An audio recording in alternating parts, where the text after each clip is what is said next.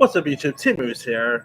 Now, I thought the year had some really decent TV, like new TV comedies that came in spotlight. So I decided to do my top 10 fit. Now, of course, yesterday I did do my 10 favorite TV shows overall, but I decided to also now separate to the comedy and drama. So with that being said, here's my top 10 favorite new TV comedies of the year.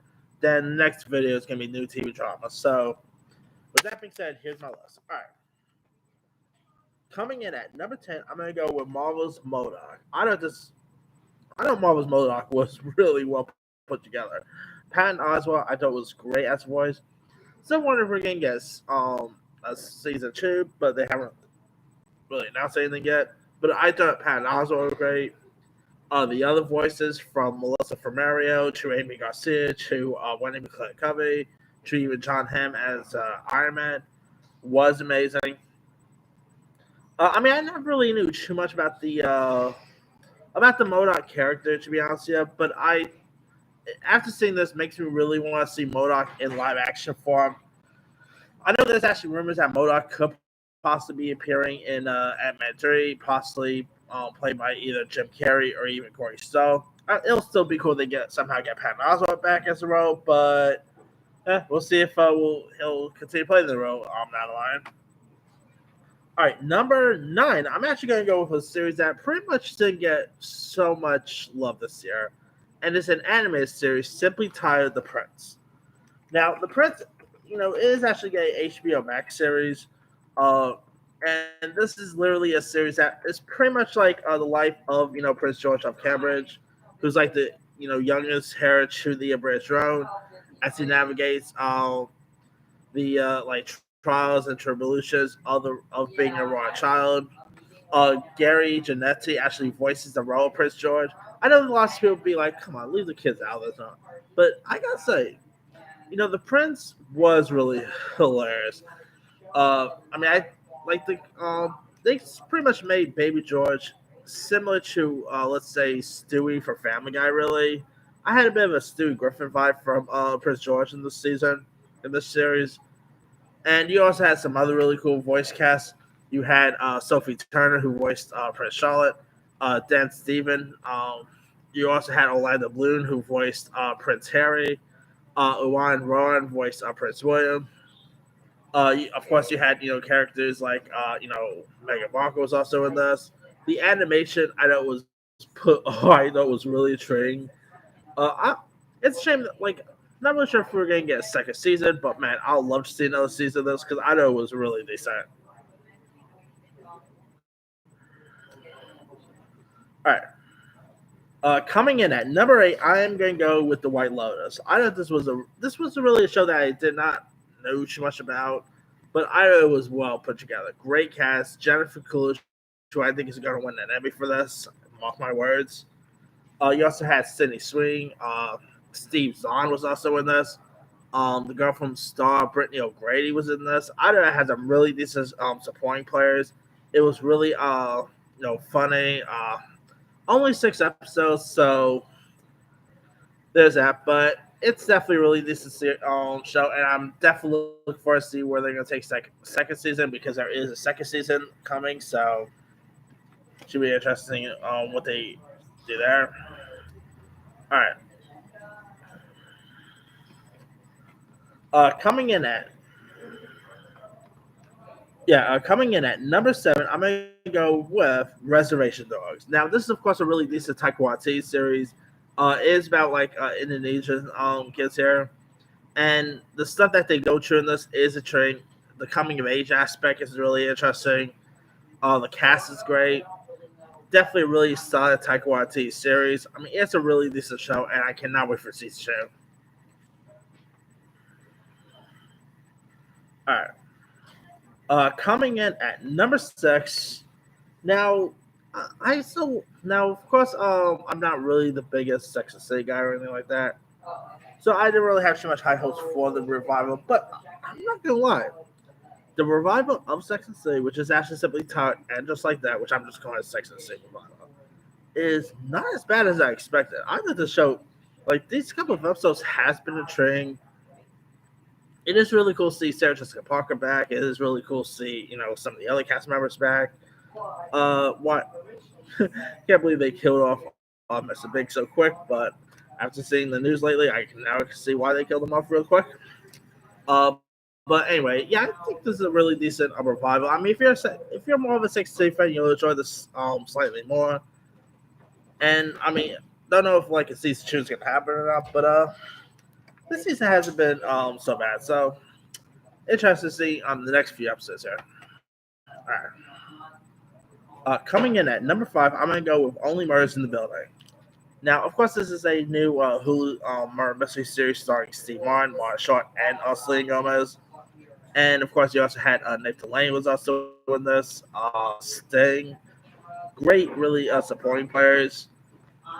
It's pretty cool to see Martin Short and Steve Martin, reunite once again. Since of course, they have worked together a couple times. With stuff like Father the Bride, the Three Amigos. So this show is really hilarious. It's definitely a really decent murder mystery series. So definitely give the show a watch if you guys haven't seen it. You'll really enjoy it. Uh,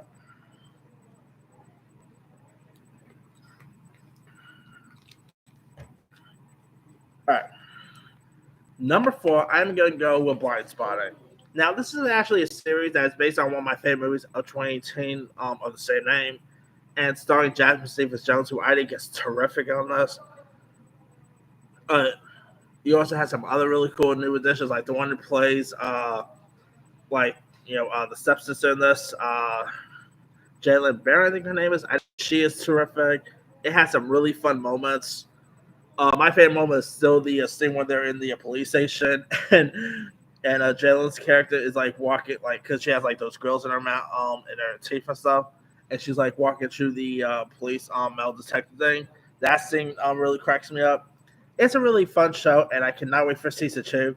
It is of course on Stars, and they're doing pretty bad with their shows nowadays. So if you guys haven't seen Blind Spotting, the series that is, it is on Stars, and actually check out the movie too. That the movie is actually, which had of course the Big Digs, Jasmine. It's a really solid movie as well. So anyway, all right, number 3. I was like tempted to really add this because I don't know if it's really considered a comedy, but it has more comedic humor than you expect, and that is Hawkeye.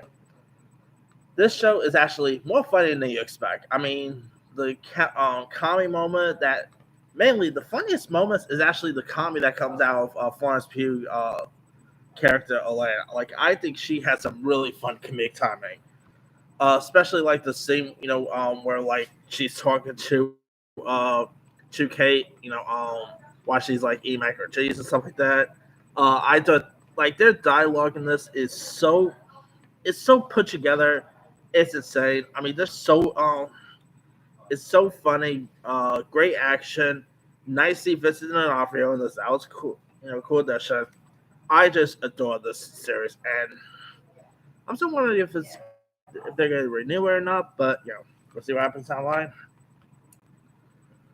All right, number 2, I'm gonna go with Girls Five. Now, this is a show that I was not too excited about, but I still decided to check it out because some people were raving about it.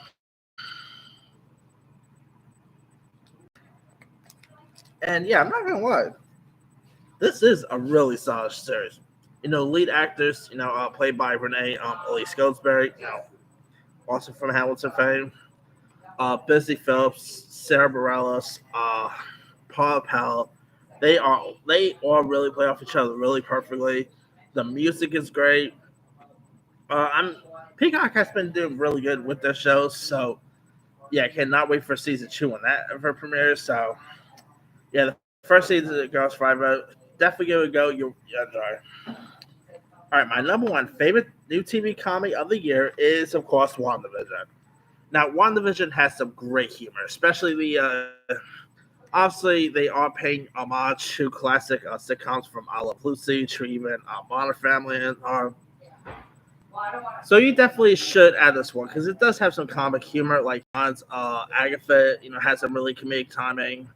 The chemistry between both Randall Park and Kat Dennings is terrific. I think the show is so funny, so witty. Uh, I mean, the MCU has always had great when it comes to comedy, and WandaVision is no exception. The comedy in this is just outright, it's just amazing, and I just adore it a lot. So it's a shame that we're probably not going to get a second season, but hopefully the Agatha spinoff will be good. We'll have to see. Anyway, that's pretty much it. Let me do the quick rundown. 10, Modar. 9, The Prince. 8, The White Lotus. 7, Reservation Dogs. 6, And Just Like That. 5, Only Murders in the Building. 4, Blind Spotting. 3, Hawkeye. 2, Girls Five Eva. And 1 is WandaVision. Now, there are loads of other ones I probably could have added too. Oh, let me see. Young Rock is actually pretty good. Kanan's pretty decent. Mr. Mayor's is actually pretty funny.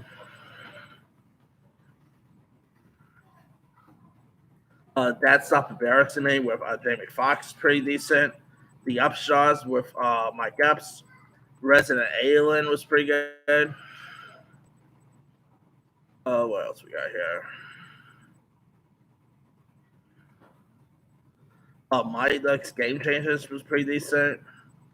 Chad with Nazim Pereira I probably could have added. Home Economics was alright. The Wonder Years reboot was really decent. I'm getting kicked out of the new MacGyver series, by the way. That show is actually also pretty fun. What else we got here? Run the World.